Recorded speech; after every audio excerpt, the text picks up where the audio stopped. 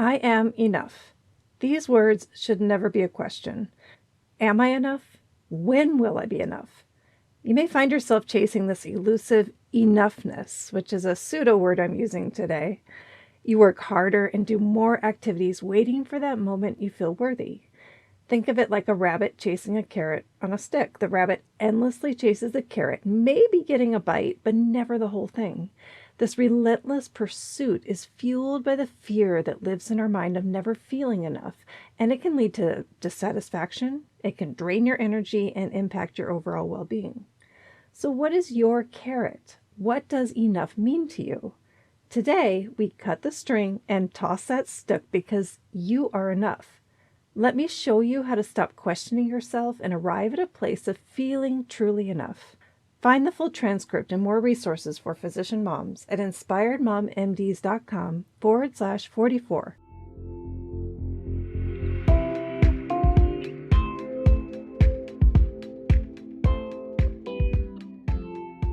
You're listening to Inspired Mom MDs with host Cindy Van Prague, helping physician moms take back control and prioritize what matters most so they thrive in private practice and at home. Hi, and thank you so much for joining me today. Before I start today on how I feel you are enough and the ways that you can feel that too, I ask you to reflect on your definition of enough. What will it take for you to feel that you are worthy, you're enough? That is a tough one for so many people, and you don't have to answer it just yet. Here's today's roadmap for the next, 8-9 minutes or so.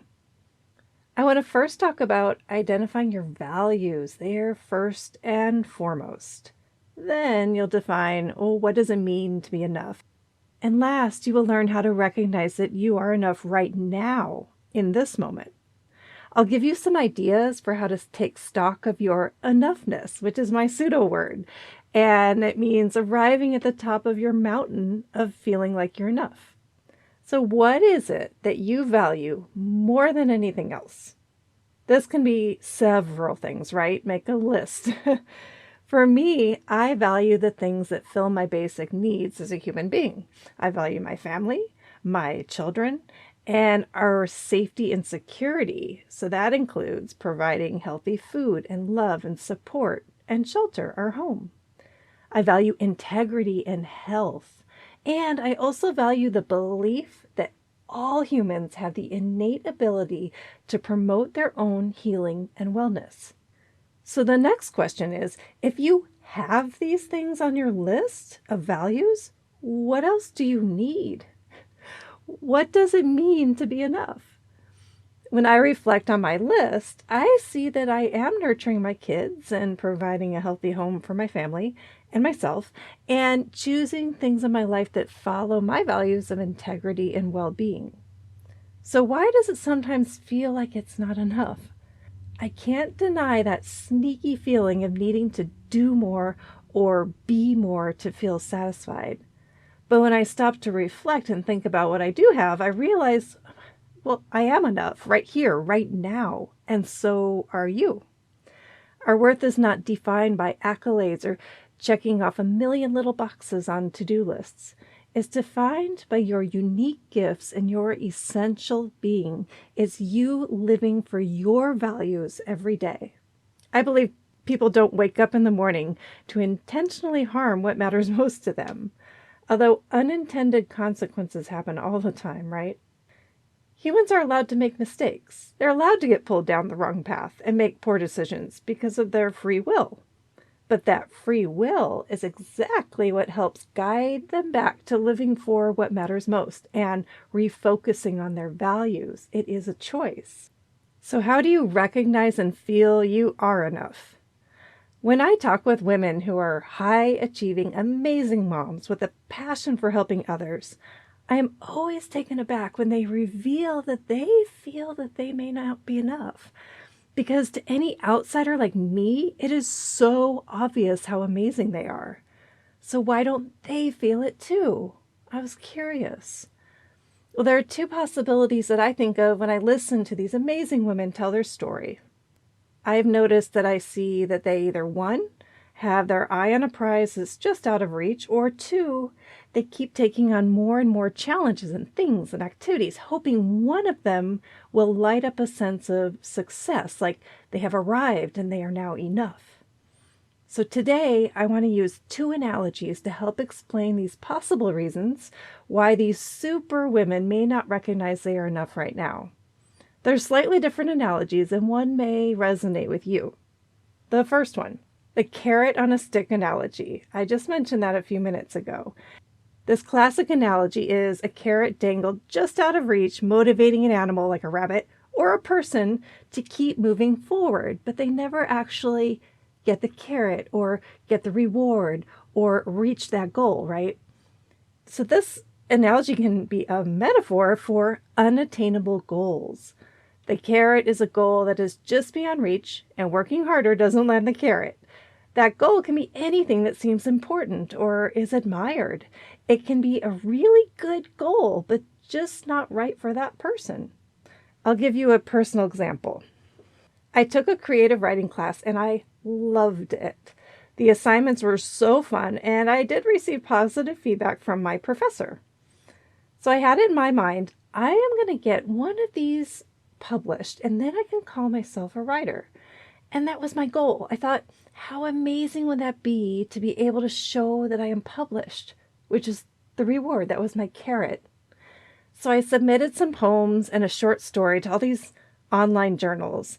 And while you can guess, since I'm even telling you this story right now, that nothing was accepted, which was disappointing because I was so stoked about my submissions.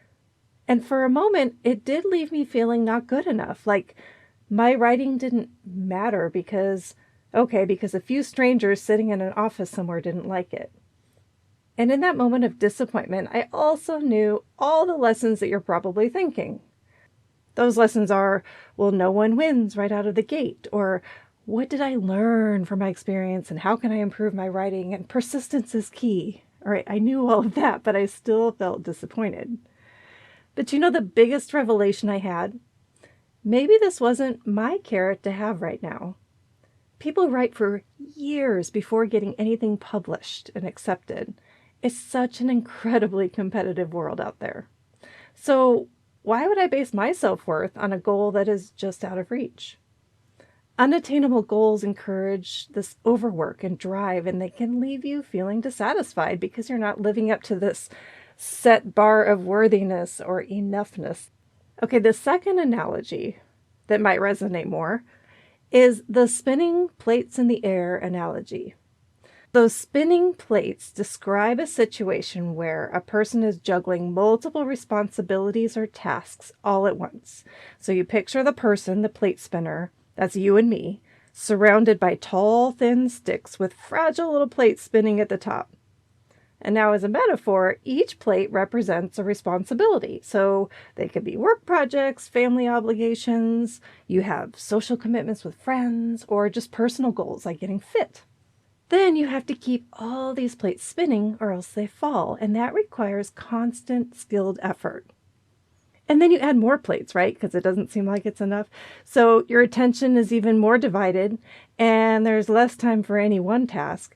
And then when you have too many plates, they all start to wobble, and that's unsettling, right? And then when one crashes down, it can be felt like a failure or a blow to yourself. It's a slippery slope sometimes, right?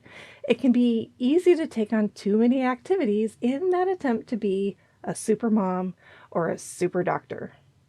But this constant overdoing for the sensation of being enough could lead to lower self-esteem or confidence and burnout by spinning all those plates. Really, how many plates can one human actually spin? Okay, so how do you arrive at the place of feeling enough and not take on too many plates and not chase a carrot on a stick? The real answer to feeling enough and not overextending yourself is to take stock of your enoughness. And that may seem logical, so here we go. What you can do is, if you resonate with the carrot on the stick, you can cut the string and toss the stick. Okay, what do I mean? This means recognize when you are chasing an unattainable goal and stop pouring extra energy into chasing it. The inevitable failures are like withdrawals from this enoughness account. right? So your sense of being enough takes a hit and the account starts going down and it gets smaller and smaller. This is the hard part because the mind is so great at justifying actions. It convinces you of what you think you need, even when that thing is not in your best interest. Sound familiar? It does for me. My brain used to tell me, for example, I needed to wear the same pair of pants I did 20 years ago, before I had 2 kids, back when I never had time to eat, and stress was at an all-time high. In fact, I only gave away those pants maybe 4 or 5 years ago, if you can believe it. And giving them away, even though they were super cool pants, meant I was accepting that my current size was enough. I am not somehow less than my younger self because I look different. I'm enough now. Recognize when you're chasing an unattainable goal. Cut that rope, throw out the damn stick, and embrace what you already have. What do you do if you're spinning a million plates? You might guess this. Pull back, slow down, and just say no. Doing more does not fill up your enoughness account. It drains it. Doing more spreads you too thin, where it's hard to be effective at all the things. But it's hard to know which place to set down, right? They all seem so important. I know a mom who served on her kids' PTA board. She volunteered in the classroom sometimes. She served on a patient safety committee at work. And she saw her own patients and taught at the medical school. That's a lot. And all of those things are really valuable, right? So why did this woman sitting in front of me tell me she didn't feel like it was enough, that she was enough? She wanted to know, what will it take to live up to her standard? The twist to this story is, after explaining all of this out loud to me and all of these things that she's doing and the impact she's having on people, she had an aha moment. It was within her. She saw what I see, and she saw what others see, that she is so much more than enough. She could easily drop an activity or 2 or 3 and still be an amazing person. So you see, it's time to unleash your potential. To recap today's discussion, the first step we talked about was to remember your values, those things worth your time and energy to strive for. Then we talked about thinking about, okay, what is your definition of enough? Then I mentioned 2 fallacies that come to my mind when I talk with women struggling with these feelings. The carrot on the stick analogy help explain those who are striving for unattainable goals that leave them feeling less than. And the spinning plate analogy, which helped explain those women who just keep on taking more challenges and activities, thinking that they will fill a void and then they'll be enough. It's true, focusing your attention and energy creates success, and that's great, but taking the bigger picture, take a look at what you've already accomplished and realize that, you know what, you're enough right now, today. So by either cutting the string and tossing the stick, you retrain your energy on what you do have, or by setting down some plates, you can dote on fewer plates and thrive in those areas. By changing your perspective, like changing your glasses or changing the lens, you can set down the things that don't serve your higher purpose, and you can realize the enoughness you already have accumulated today. You are enough right now, and you have so much to share with your family and your patients and your friends and the world. You have so much enoughness that it oozes out of you, and you touch people's lives even without realizing it. So it's time for you to benefit from your own gifts by accepting them, recognizing them. Don't forget to join me next week for another dose of support and inspiration. And until then, take care of yourselves and take care of those who matter most. It's time to take control and thrive.